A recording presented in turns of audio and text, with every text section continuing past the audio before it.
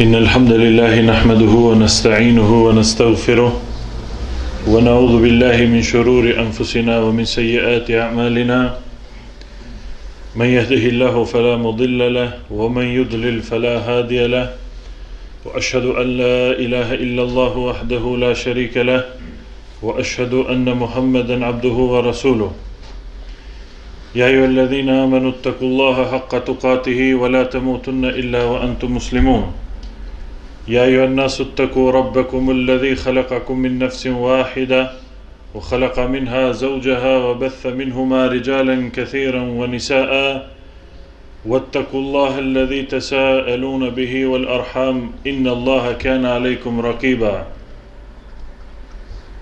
يا أيها الذين آمنوا اتقوا الله وقولوا قولا سديدا يصلح لكم أعمالكم ويغفر لكم ذنوبكم ومن يطع الله ورسوله فقد فاز فوزا عظيما أما بعد فإن أصدق الحديث كتاب الله تعالى وخير الهدي هدي محمد صلى الله عليه وسلم وشر الأمور محدثاتها وكل محدثة بدعة وكل بدعة ضلالة وكل ضلالة في النار ثم أما بعد. Të nderuar vëllezër dhe të respektuar xhamat, Allahun subhanahu wa ta'ala falenderojmë. Salavatet dhe selamet I dërgojmë mbi Muhammedin sallallahu alaihi wasallam, mbi familjen e tij, mbi shokët e tij dhe mbi gjithë ata të cilët ndjekin edhe trasojnë rrugën e Muhammed Mustafas deri në ditën e gjykimit. Është shumë e thjeshtë të bëhesh musliman, mirë po të bëhesh musliman ka pak punë. Në qoftë se njeriu thot la ilaha illa Allah Muhammedur Rasulullah, me këtë fjalë hyn në Islam. Mirë po, Islami nuk është vetëm se me fjalë, don edhe punë. Andaj fjala la ilaha illa Allah nuk ka të adhuruar tjetër përpas Allahut, I ka edhe kushtet e veta. Një prej kushteve të fjalës la ilaha illa Allah është dija atë të cilën e thot.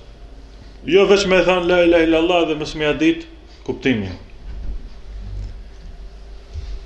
Pra kur thu la ilaha illa Allah tregon se ti adhuron vetëm Allahun. Me këtë nënkupton se ti je o rob I Allahut, I nështrohesh vetëm Allahut Dhul Gjelal. Pa pas dije njeriu nuk mund vijet deri tek besimi. Argument për këtë është fjala Allahut në Kur'an ku thot fa'lam annahu la ilaha illa hu fastaghfir li dhanbik. Dije, nuk thot Allahu më njerë thuj la ilaha illa Allah, mirë po thot me dije duhet ta dish se nuk ka Zot I cili meriton të adhurohet përpas Allahut subhanahu wa ta'ala. Pas kësaj Allahu Dhul Gjelal thot, atër thot kërko falje për gjunahin të cilin e ke bën.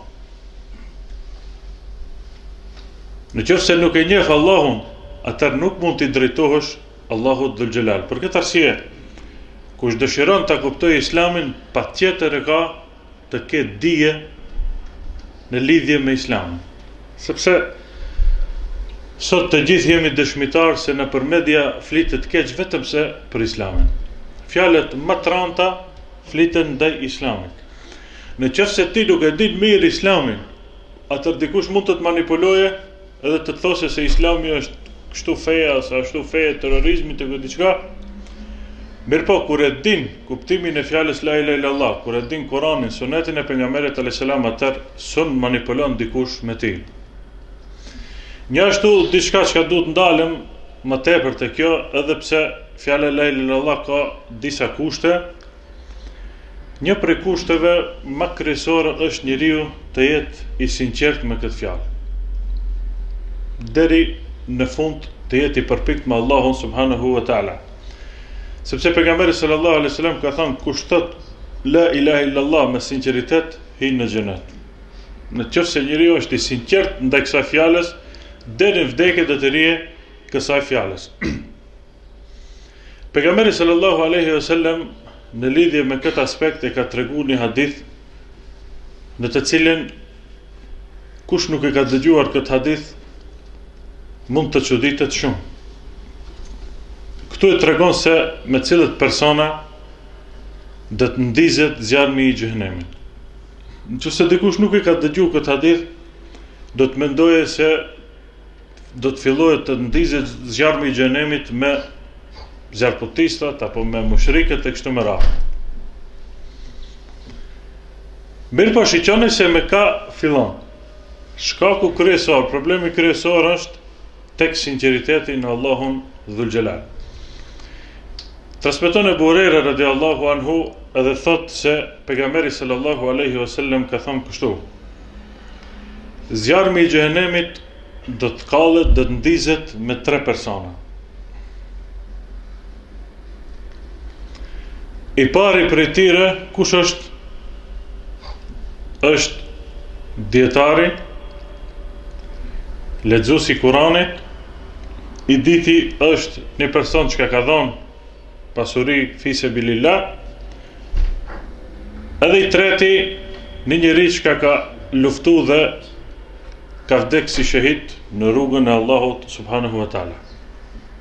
Si kjo do të vijë ki i pari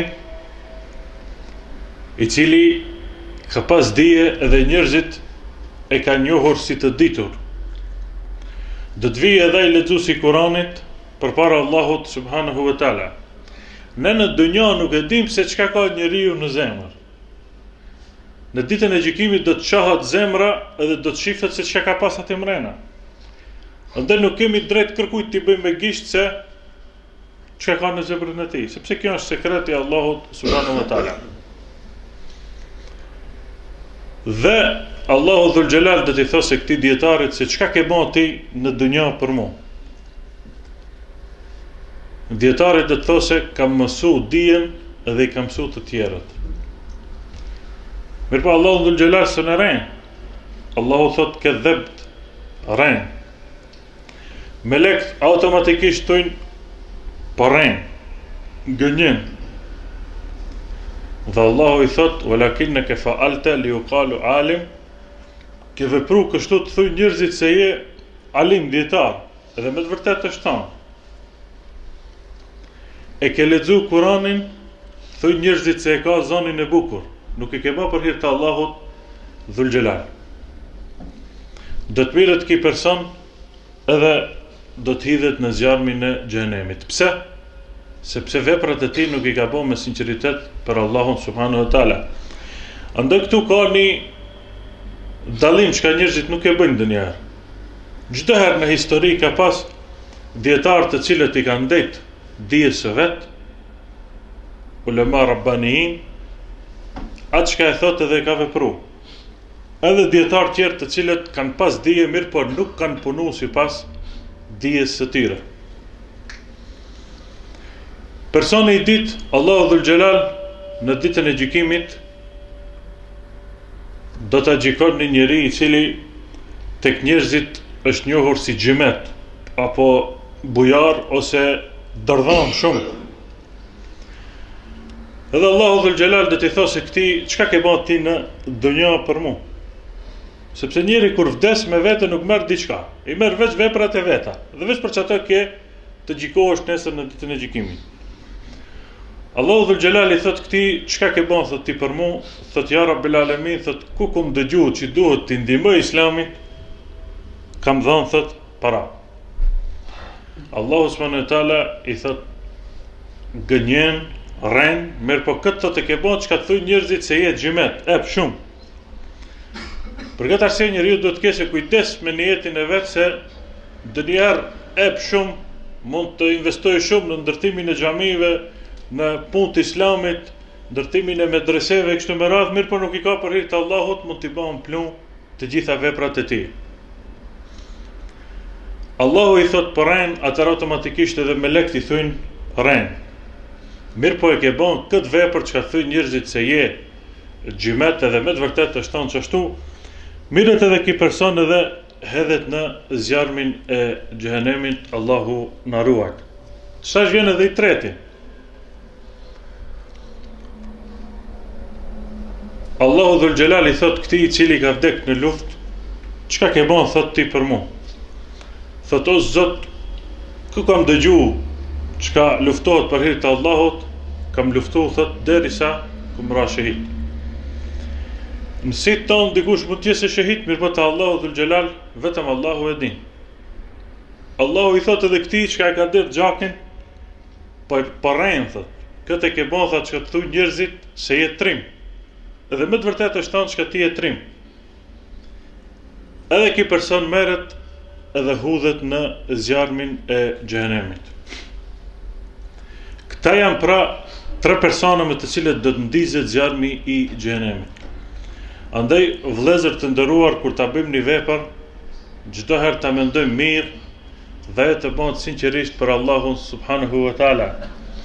Sepse shejtani mund të ta lëvizë në jetën edhe në fund të devijësh.